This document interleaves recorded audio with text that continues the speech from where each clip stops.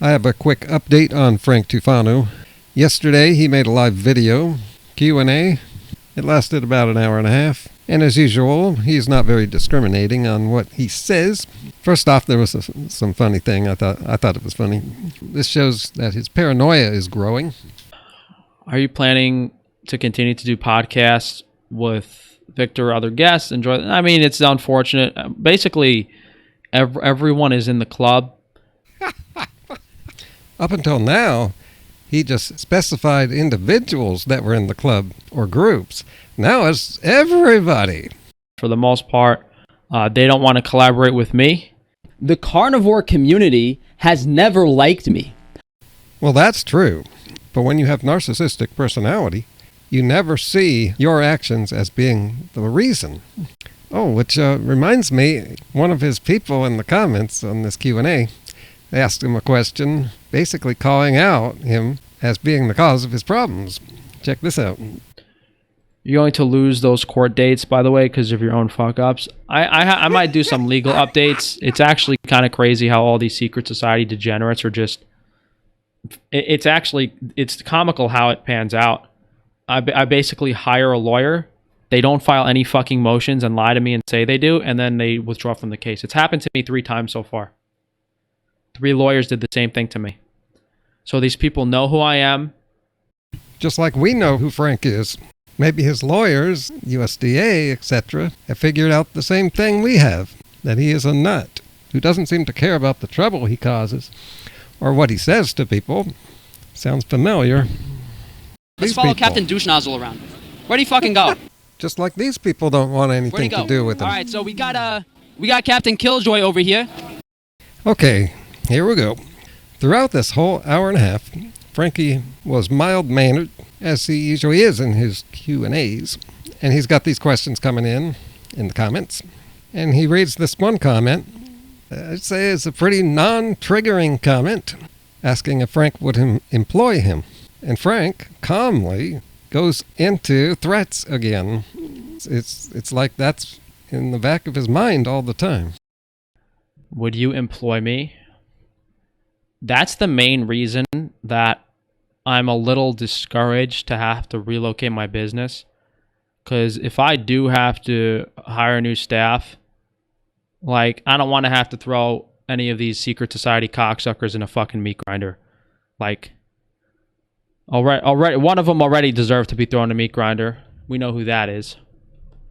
But I just noticed there, right there, he is referring to a specific person, saying we all know who that is. So I guess he's talked about that person before.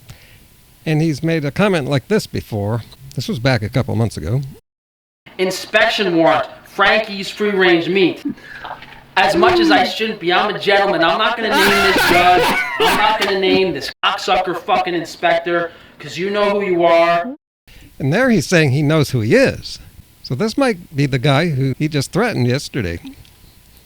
And I wonder if this guy is watching Frankie. And I wonder if we're going to have an arrest soon. Out of all of the factors for me running my business, wanting to continue, that was the main discouraging thing. Was like, okay, well, are these people ever going to leave me alone? Is it even worth it? Like, what the fuck am I supposed to do?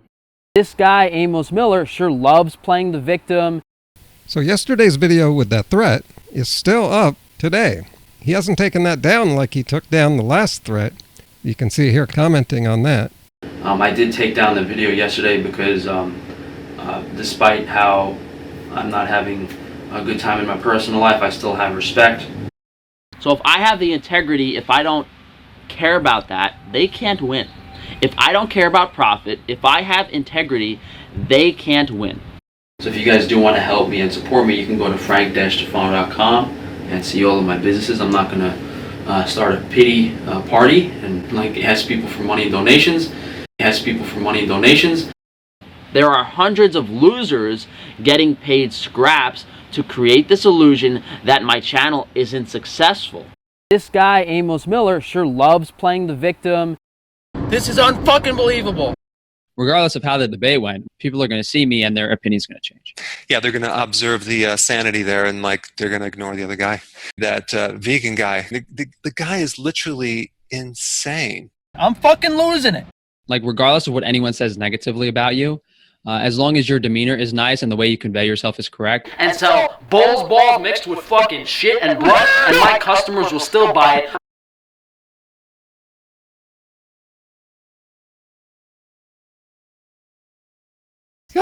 You just realized, man, this is really fitting for the Halloween season. If you imagine his threat, this is like the movie Bucket of Blood, man. You got to clean up the mess afterwards so you can continue your business of grinding up animals for people to eat. And how do his customers feel about this? Well, this also reminds me of that Halloween episode of The Facts of Life.